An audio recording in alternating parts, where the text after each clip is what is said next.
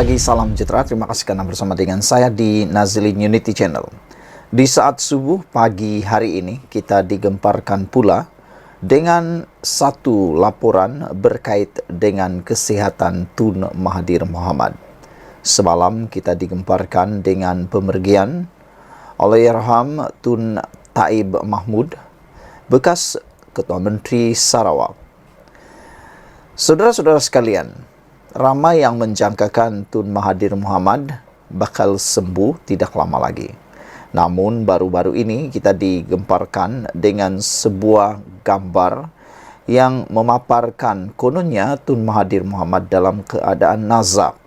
Rupa-rupanya ini yang berlaku dengan Tun Mahathir Mohamad selepas 25 hari berada di IJN. Tercari-cari juga kita di mana perginya Tun Mahathir selama ini, kerana suara beliau tidak banyak kedengaran sejak akhir-akhir ini. Lebih-lebih lagi sekarang ini, isu tentang kejatuhan nilai ringgit yang heboh diperkatakan di mana-mana media sosial dan juga dikaitkan dengan pentadbiran Kerajaan Perpaduan Kerajaan Madani pada masa ini. Biasanya kalau Tun Mahathir sehat, beliau pasti akan memberikan buah fikiran beliau tentang negara ini. Tun Mahathir Mohamad kini dalam proses pemulihan. Itu yang disahkan terkait dengan kesihatan Tun Mahathir.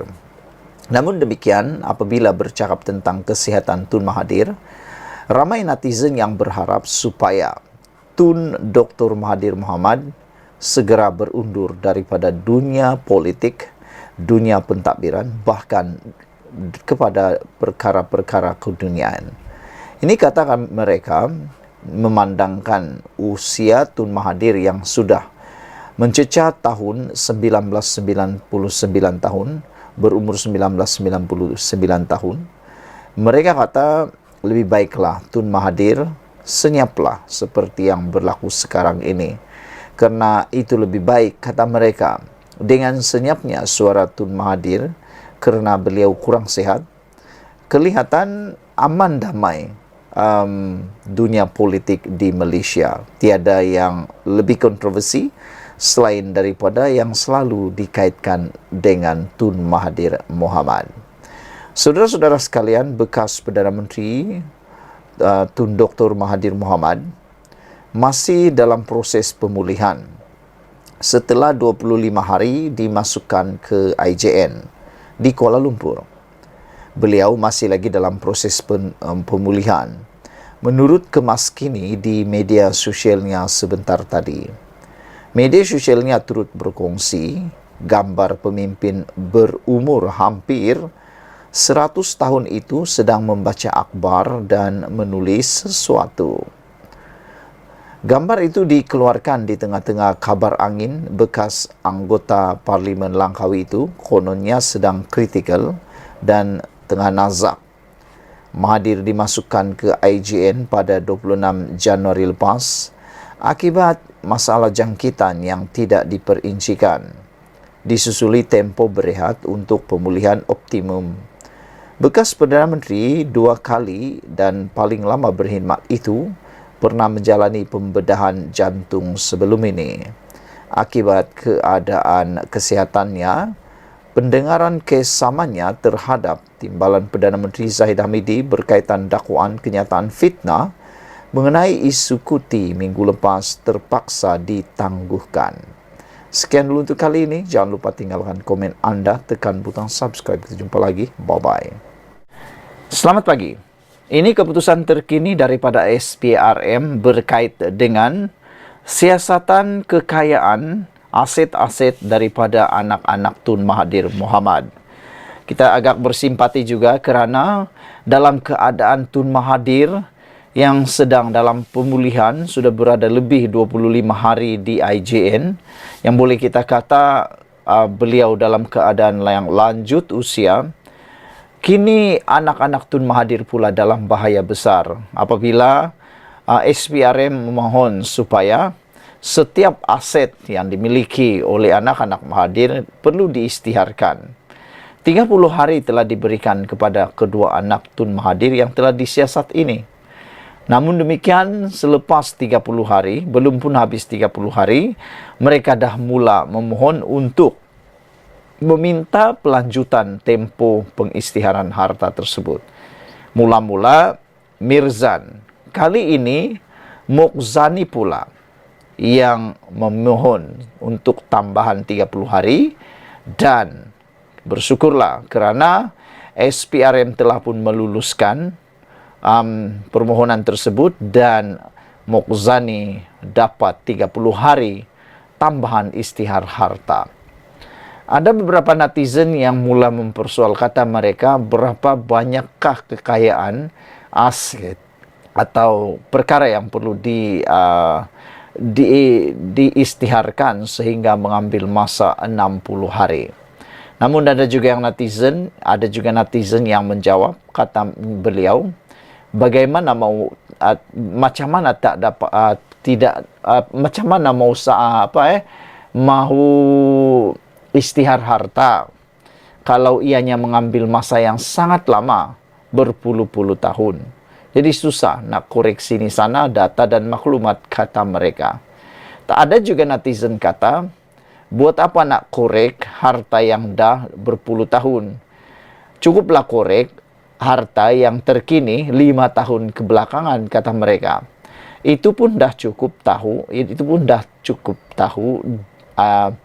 kekayaan sebenar anak-anak Tun Mahathir ataupun aset-aset sebenar anak-anak Tun Mahathir. Namun jangan dilupa, siasatan untuk tempo waktu yang lama dahulu itu, lebih kurang dalam mungkin 20 tahun yang lepas atau lebih daripada 20 tahun yang lepas, jugalah amat penting untuk diketahui kerana ianya berkaitan dengan jejak langkah dari mana datang kekayaan anak-anak Tun Mahathir Mohamad. Itulah yang paling kritikal nak diketahui oleh netizen. Hari ini disahkan seorang lagi anak Tun Dr. Mahathir Mohamad, Tan Sri Muqzani Mahathir, telah mendapat kebenaran untuk melanjutkan tempo pengisytiharan harta kepada SPRM.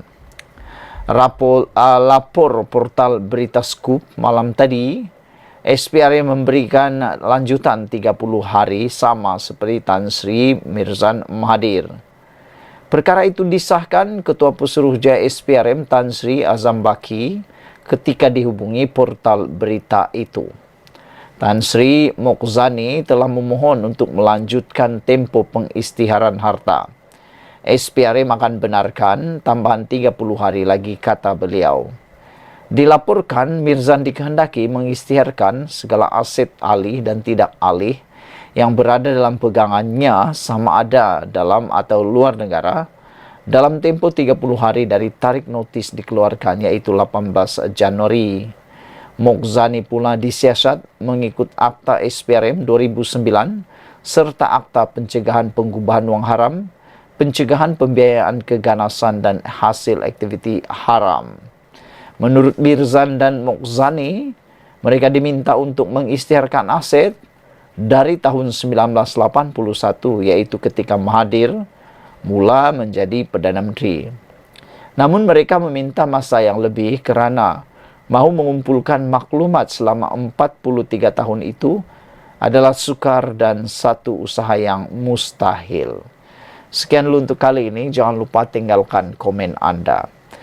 Kalau ada lagi yang kata SPRM ini tidak adil, itu semua adalah bohong. Kerana SPRM telah pun bertindak adil. Mereka tidak membiarkan permohonan tersebut tidak diluluskan. Bahkan SPRM melanjutkan lagi 30 hari terhadap anak-anak Tun Mahathir. Sekian dulu untuk kali ini. Jangan lupa tinggalkan komen Anda, tekan butang subscribe. Kita jumpa lagi. Bye-bye. Selamat pagi, salam sejahtera. Terima kasih karena bersama dengan saya di Nazlin Unity Channel. Satu lagi pendedahan terkini berkaitan dengan Tun Mahathir Mohamad. Dipetik dari Harapan Daily, Tun Mahathir Mohamad atau Tun Dr. Mahathir yang ada konflik kepentingan yang di Pertua Dewan Undangan Negeri Johor, Datuk Puad Zarkasi, mempertahankan pengerusi Suruhanjaya Siasatan Diraja Batu Putih Tun Mad Raus Sharif. Beliau berkata, mantan Perdana Menteri Tun Dr. Mahathir Mohamad yang mempunyai konflik kepentingan dalam isu tuntutan wilayah melibatkan Malaysia dan Singapura.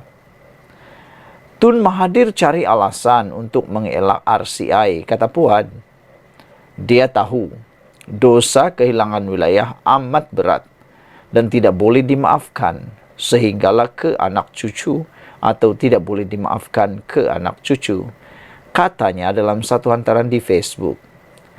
Puan turut menyenaraikan beberapa tindakan Mahathir yang dianggap adalah konflik berkepentingan, yang mana menurut Puan, Tun Mahathir sebenarnya takut terhadap bayang-bayang sendiri. Dia yang ada konflik kepentingan bila Tun Raus meletak jawatan Ketua Hakim Negara dulu, Tun Mahathir kepanasan. Apa kelayakan Tun Mahathir bercakap isu konflik kepentingan?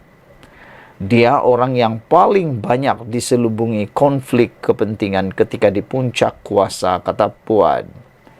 Dia melantik Datuk Muhammad Shukri yang sudah bersarah sebagai Ketua SPRM. Kemudian melantik pula Latifah Koya, orang politik menggantikan Shukri. Pelantikan Richard Malanjun, Ketua Hakim Negara menggantikan Tun Raus juga penuh dengan kontroversi. Bahkan pelantikan Tan Sri Abdul Hamid Badur sebagai Ketua Polis Negara secara kontrak juga dipertikaikan. Berhubung dengan isu Pulau Batu Putih pula, Puan turut mengemukakan soalan kepada Mahathir. Kenapa tidak dibawa ke kabinet?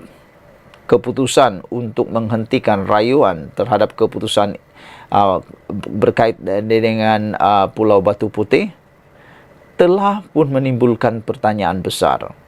Kenapa perbincangan atau keputusan itu tidak dibawa ke kabinet, soal Puan? Kenapa buat keputusan tergesa-gesa? Peguam negara ketika itu pula dipaksa bercuti, kata Puan. Suruhanjaya yang diketuai Raus akan menyiasat tindakan mantan Peguam Negara Tan Sri Idrus Harun dan Dr. Mahathir Mohamad yang memutuskan untuk menarik balik rayuan tuntutan ke atas Pulau Batu Putih. Saudara-saudara sekalian, mendengar atau membaca kepada pendedahan demi pendedahan, keputusan demi keputusan yang berkaitan dengan kedaulatan negara khususnya Pulau Batu Putih memang menarik perhatian kita. Lebih-lebih lagi, ianya turut dikaitkan dengan beberapa keputusan yang dibuat oleh terutamanya Tun Mahathir Mohamad. Puan mengatakan bahawa Tun Mahathir sebenarnya cari alasan untuk mengelak RCI kerana dia tahu dosa kehilangan wilayah amat berat dan tidak boleh dimaafkan ke anak cucu. Sekian dulu untuk kali ini. Jangan lupa tinggalkan komen anda, tekan butang subscribe. Malaysia kita punya, kita jaga sama-sama, cintai Malaysiaku. Jumpa lagi. Bye-bye. Selamat petang, salam sejahtera. Terima kasih kerana bersama dengan saya di Nazlin Unity Channel. Ini adalah pendedahan yang pasti paling tidak disenangi oleh Tun Mahathir Mohamad. Baru-baru ini kita telah diberitakan bahawa Agong telah berkenan untuk menghadap dan memperkenankan RCI untuk siasatan bagi kedaulatan Pulau Batu Putih. Hari ini, seorang pemimpin daripada parti UMNO tampil mendedahkan perkara yang betul-betul kita semua pasti mau tahu. Dr. Mahathir cari alasan, sedar dosa hilang wilayah tak boleh maaf. Itu kata Puan Zarkasi, dipetik dari Malaysia Kini. Pemimpin UMNO percaya Dr. Mahathir Mohamad sedang mencari alasan untuk menolak Suruhanjaya Siasatan Diraja RCI Pulau Batu Putih kerana sedar dosa kehilangan wilayah amat besar dan tidak boleh dimaafkan. Ahli Majlis Kerja Tertinggi MKT UMNO, Muhammad Puad Zarkasi, berkata bantahan Peguam Mahathir terhadap pelantikan Mad Raus Sarif sebagai pengerusi RCI umpama takut kepada bayang-bayang sendiri. Sebab itu, bantahan Tun Mahathir tidak perlu dilayan. Rakyat mahu tahu kenapa Tun Mahathir batal rayuan semakan keputusan Pulau Batu Putih. Ia amat misteri, kata Puan Zarkasi. Kenapa tidak dibawa ke kabinet? Kenapa buat keputusan tergesa-gesa? Peguam negara ketika itu pula dipaksa cuti, forced leave, kata beliau. Tun Mahathir cari alasan untuk mengelak RCI. Dia tahu dosa kehilangan wilayah amat berat dan tidak boleh dimaafkan ke anak cucu, katanya dalam satu hantaran di Facebooknya hari ini. Pada 16 Februari lalu, Malaysia kini melaporkan Mahathir mungkin memulaukan Suruhanjaya Siasatan Dirajah RCI untuk mengkaji pengendalian perkara berkaitan kes Kedaulatan Batu Putih, Batuan Tengah dan Tubir Selatan jika ia terus diterajui oleh bekas Ketua Hakim Negara Mad Raus Sarif. Peguam Mahathir Rafiq Rashid berkata dia tiada pilihan lain kecuali menasihatkan Mahathir tidak menyertai RCI tersebut atas alasan Mad Raus mempunyai konflik kepentingan dalam kes itu. Sesuatu RCI itu sewajarnya dilihat bersih dan tidak memihak agar orang awam tidak akan mempersoalkan kewibawaan dapatan RCI tersebut, kata beliau. Namun, pelantikan Tun Mad Raus Sarif sebagai pengerusi RCI Batu Putih ini telah mewujudkan satu bahaya bias yang sebenar yang akan mencemarkan keseluruhan prosiding RCI tersebut serta akan menjejaskan kewibawaan dapatannya, kata beliau. Dalam pada itu, Muhammad Puad berkata, Mahathir tidak layak bercakap soal konflik kepentingan. Mendakwa bekas Perdana Menteri itu orang yang banyak diselubungi konflik ketika di puncak kuasa. Dia melantik Datuk Muhammad Syukri Abdul yang sudah bersarah sebagai Ketua Pesuruhjaya SPRM. Kemudian lantik Latifah Koya, orang politik, ganti Syukri. Pelantikan Richard Malanjun, Ketua Hakim Negara, menggantikan Tun Raus juga kontroversi. Bahkan pelantikan Tan Sri Abdul Hamid Bador sebagai Ketua Polis Negara secara kontrak juga dipertikaikan, kata Puad lagi. Saudara-saudara sekalian, pendedahan daripada Puad Zarkasi berkaitan dengan RCI yang telah diperkenankan ke bawah Duli Yang Maha Mulia di Pertuan Agong ini memang sudah kita jangka. Ianya berkaitan dengan Tun Mahathir. Dan beraninya Puad Zarkasi mengatakan bahawa Dr. Mahathir cari alasan sebab sedar dosa beliau hilang wilayah tak boleh dimaaf sehingga ke anak cucu, kata Puad. Apabila pendapat anda tentang isu ini, jangan lupa tinggalkan komen anda di ruangan bawah ini dan tekan butang subscribe. Malaysia kita punya, kita jaga sama-sama, cintai Malaysiaku. Kita jumpa lagi. Bye-bye.